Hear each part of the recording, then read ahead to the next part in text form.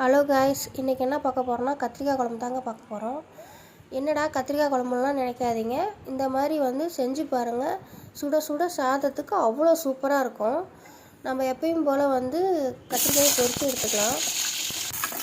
எடுத்துக்கிட்டு அதே எண்ணெயில் நம்ம 1/2 ஸ்பூன் வெந்தயம், கடுகு போட்டு நல்லா பொரிஞ்சதுக்கப்புறம் வெங்காயம் போட்டு வதக்கலாம். வதங்கினதுக்கப்புறம் இப்போ நான் சின்ன வெங்காயம் தாங்க அரைச்சி எடுத்திருக்கேன். 3 தக்காளி அரைச்சி எடுத்திருக்கேன். நல்லா வதங்கட்டும்.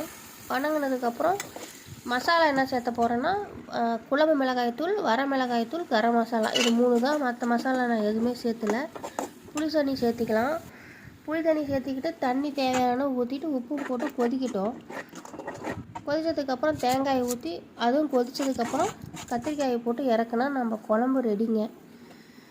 இந்த மாதிரி செஞ்சு பாருங்கள், சூப்பராக இருக்கும். இந்த வீடியோ பிடிச்சிருந்தா லைக் பண்ணுங்கள், ஷேர் பண்ணுங்கள். டாட்டா.